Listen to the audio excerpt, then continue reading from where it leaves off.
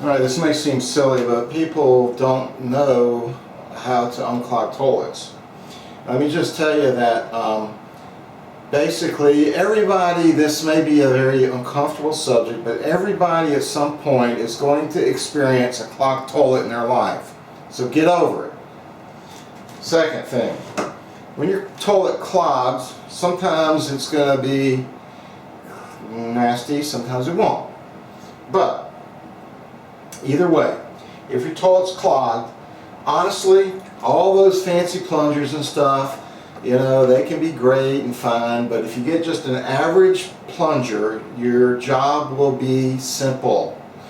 If you want to pay $20 or $30 for a plunger, be my guest. It's not necessary if you follow some basic guidelines, which I'm going to tell you right now. First of all, when it clogs, you can wait and see if the water goes down by itself.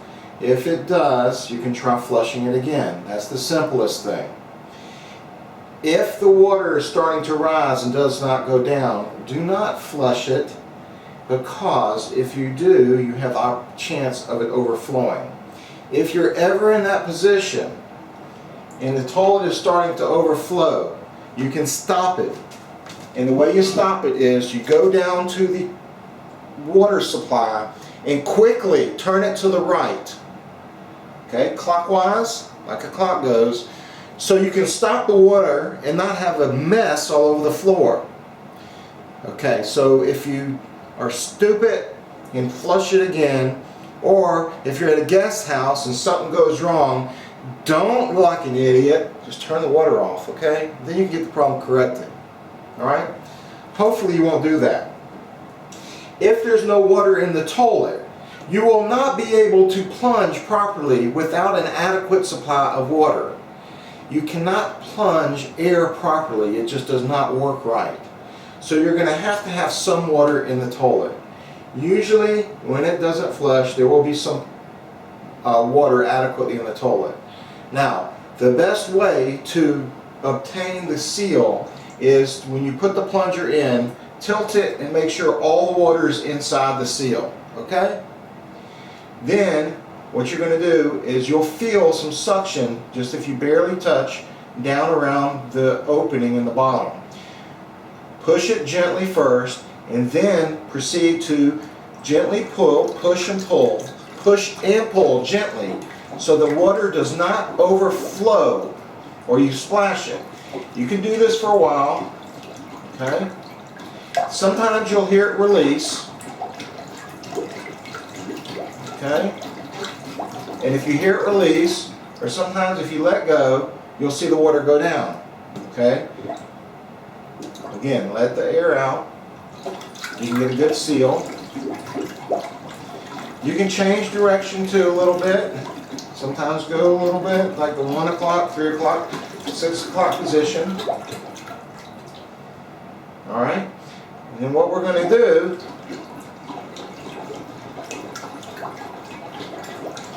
is some toilets clog because the drain in the bottom, in the house or in the particular positions are in a pore. They have an angle to them, so they're going to always be prone to clogging. If that is your case, sorry, it's just going to be a bitch. Alright? So, now we're going to try. It has not released yet. So, I'm looking like an idiot. But, again, this is good for video because it is going to release in a minute, okay? So what we're going to do is we're going to close this, put that in so you don't see anything nasty. If it doesn't work, we'll do it again. Alright, so now the toilet is unclogged.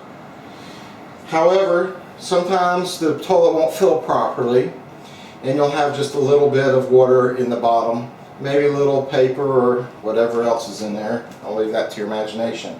So you can flush it again just to clean it out. And yes, we don't believe in wasting water. However, in this case, you want to have a toilet unclogged and not nasty for the next person. One note while we're on it, this little device here is fantastic. They're about 20 bucks at Home Depot. They take the place of your handle.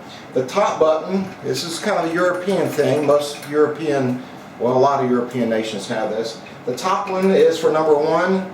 The bottom one is for number 2.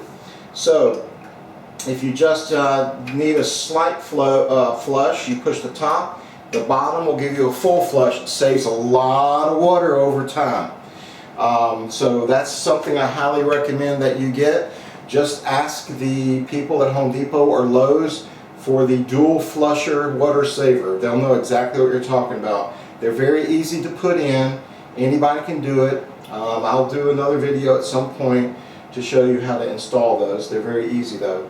Another note that you may want to do, and I highly recommend, is when you're doing that or at some other point, the hose that goes from the water supply cutoff to the tank, it's very highly recommended that you use a braided steel hose. A lot of times, most of the time, new homes will have just a plastic pipe, which is really crappy. They're prone to breaking, snapping, cracking, and leaking.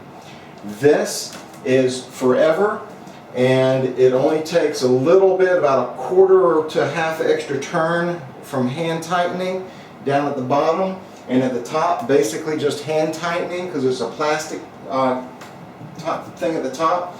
They come in different sizes. This one you can see is only about a 6-inch, and it's still a little bit much. You can put a loop in it if you'd like, and I recommend these for sink supply and especially for washing machines. They have them. You can get them in pairs, again at different lengths. Just make sure your size, because these will vary. Sometimes they're 1/4 inch, sometimes they're 3/8 inch, sometimes they're 1/2 inch. They will vary. Up at the top, they're standard for toilets. Should fit anything but the bottom. Sometimes they will vary, so be sure you get the right size. They're excellent, and again, they'll last forever. They're very, very good and will help prevent accidents. Alright, so there you go.